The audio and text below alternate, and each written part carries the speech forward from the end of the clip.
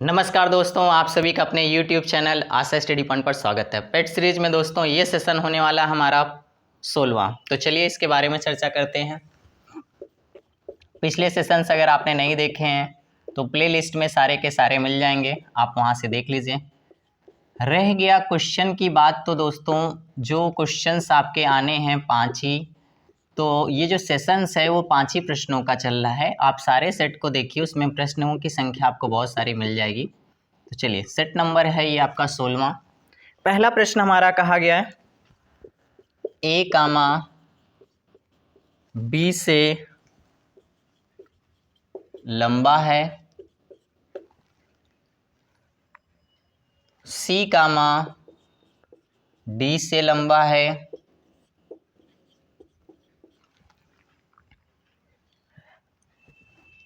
है, परंतु ई से छोटा है,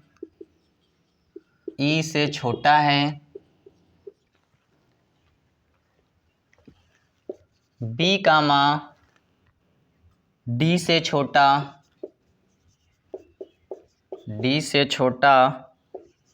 है तथा डी कामा ए से लंबा है। सबसे लंबा कौन है?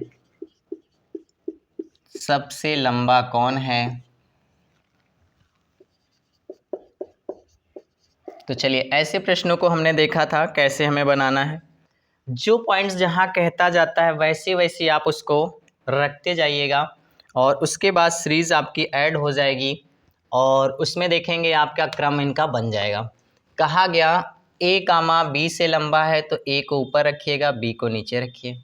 फिर कहा गया सी डी से लंबा है, परंतु ई से छोटा है, ई ऊपर हो जाएगा। आगे कहा गया डी से छोटा बी है तथा डी ए से लंबा है, तो इसका मतलब इसके ऊपर जब आप रखेंगे तो डेफिनेटली क्या हो जाएगा, ये वाली भी जो लैंग्वेज कही गई है ये सेंटेंस भी पूरा हो जाएगा। बी जो है क्या है, डी से भी छोटा हो जाएगा। तो क्रम दोस्तों बन जाएगा आपका सबसे लंबा ई। तो प्रश्न में पूछा क्या था, सबसे लंबा कौन है, तो ई हो जाएगा।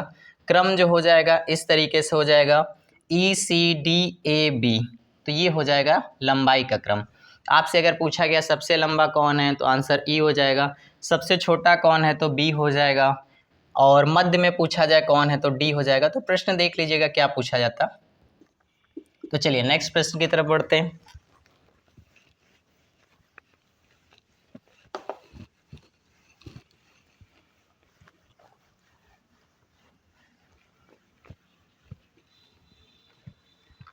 प्रश्न में कहा गया आपसे विषम संख्या युग्म को चुनिए। विषम संख्या युग्म को चुनिए।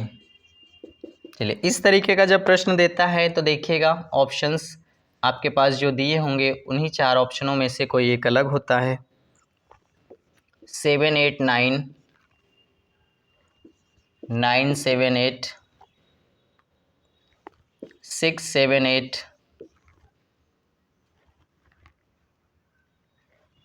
8 7 6 1 2 3 3 2 1 4 5 6 6 5 4। चलिए, जैसे आपने देखा ऐसे तो आपको ये लग रहा है कि नंबरों का ही इंटरचेंज करके रखा गया है।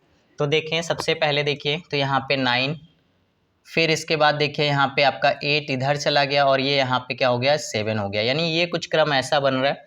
फिर नीचे देखते हैं, ये ऐसा क्रम है, फिर इसके बाद ये, यानी रिवर्स हो गया है। यहाँ पे देखिए तो ये रिवर्स होके रख गया है, यहाँ पे देखिए तो रिवर्स होके रख गया, यानी पहला ऑप्शन देखिए आपका अलग हो जाएगा क्योंकि इसमें रिवर्स का क्रम डिस्टर्ब कर दिया गया है, जबकि बाकी 3 में रिवर्स के क्रम आपके सेम है। तो इसमें आंसर पहला ऑप्शन हो जाएगा। आइए नेक्स्ट प्रश्न की तरफ बढ़ते हैं।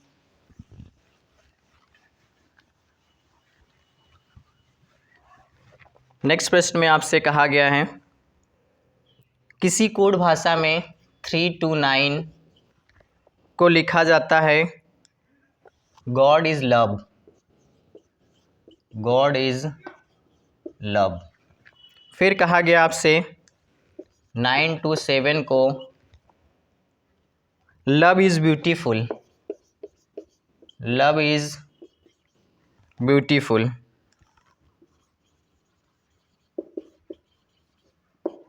क्या बात कही गई भाई।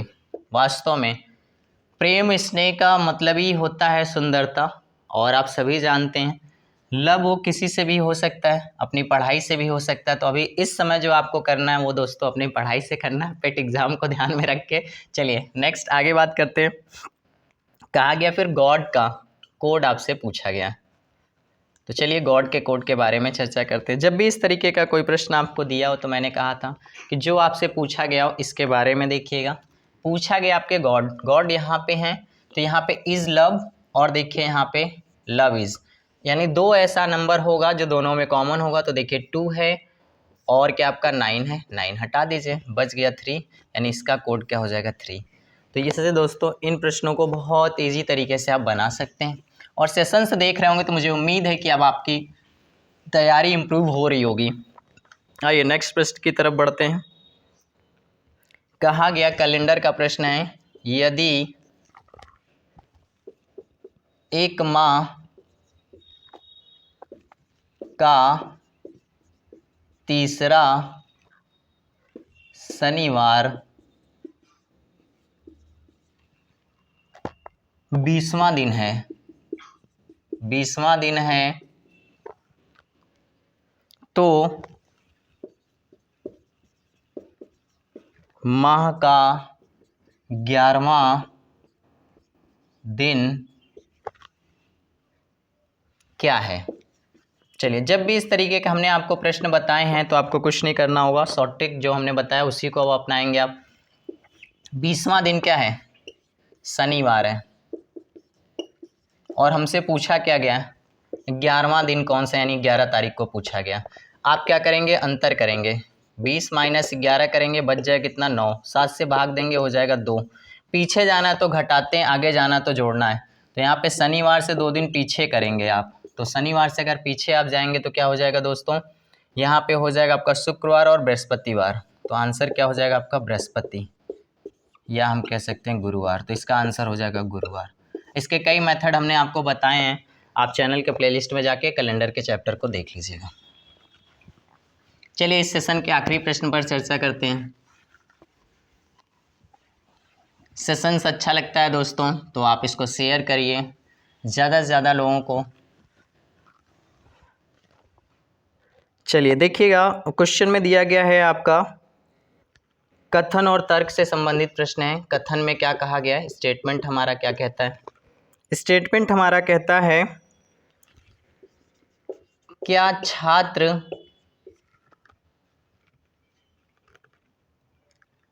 संघ या संघों के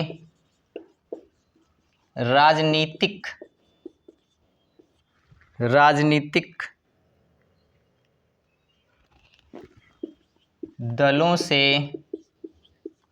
दलों से संबंध होने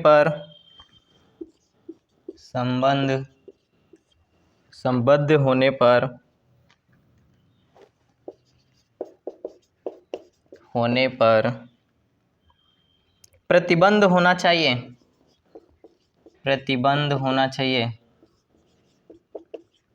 चलिए भाई प्रश्न अच्छा है। जैसे आपने देखा होगा छात्र संघ इलेक्शन होता है तो उसमें से क्या होता है, राजनीतिक दल कभी कभी छात्रों का मिसयूज करने लगते हैं, यानी उनका लाभ उठाने लगते हैं, जैसे उनसे अपराध कराना या उनका मतलब शोषण करना या इस तरीके से। तो ये कुछ पॉइंट ऐसा कहना चाहता है क्या छात्र संघों के राजनीतिक दलों से संबद्ध होने पर प्रतिबंध होना चाहिए। अब देखिए तर्क तब तक हम नहीं कह सकते क्या सही गलत है जब तक हमारे सामने तर्क आ ना जाए। तो पहला तर्क क्या कहता है हमारा, इसके बारे में जानकारी करते हैं। जब भी आर्गुमेंट से प्रश्न या तर्क से होता है तो ज़्यादातर प्रश्न हाँ ना से शुरू होते हैं। हाँ राजनीतिक दल अपने स्वार्थी हितों को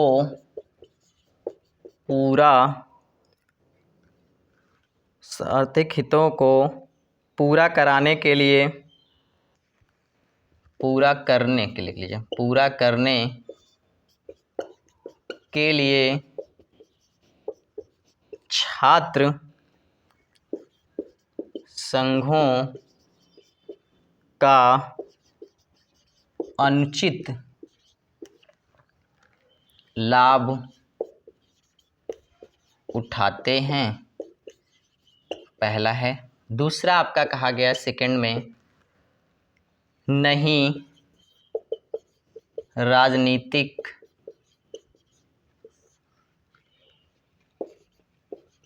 दलों के समर्थन के बिना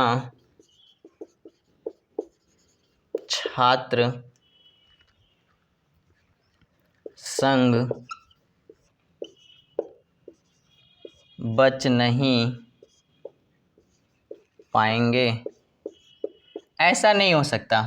देखिए, छात्र संघ का मतलब क्या होता है, आप सभी ने देखा होगा जब कॉलेज स्तर पर हमने छात्र संघ का चुनाव देखा या वहाँ पे हमने अपने प्रतिनिधित्व को चुना, तो कॉलेज परिसर के प्रशासन को लेकर हम उनको चुनते हैं कि कॉलेज परिसर में होने वाली घटनाओं के बारे में ऊपर तक हमारी बात को पहुंचाएं या होने वाली चीज़ों को रोक सकें। तो यहाँ पे राजनीतिक दलों के समर्थन की बहुत बड़ी ज़रूरत नहीं होती है।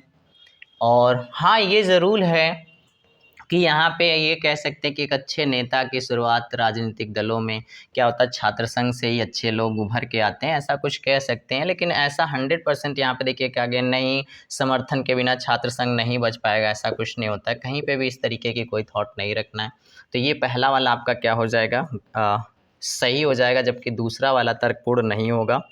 क्योंकि डेफिनेटली आप सभी जानते हैं जब भी इस तरीके का कुछ होता है तो भाई जो भी छात्र संघ के लोग होते हैं उसमें अगर राजनीतिक बातें आ जाती तो वो लोग उनसे क्या करते हैं, पदाधिकारियों से गलत काम तथा उनसे आपराधिक कार्य कराते हैं, या इस तरीके से यही कहना चाहता है जो आपका सेंटेंस कहा गया। तो इसमें पहला वाला जो हो जाएगा वो दोस्तों तर्क सही हो जाएगा, आर्गूमेंट। फिर मिलते हैं नेक्स्ट वीडियो में। Thank you.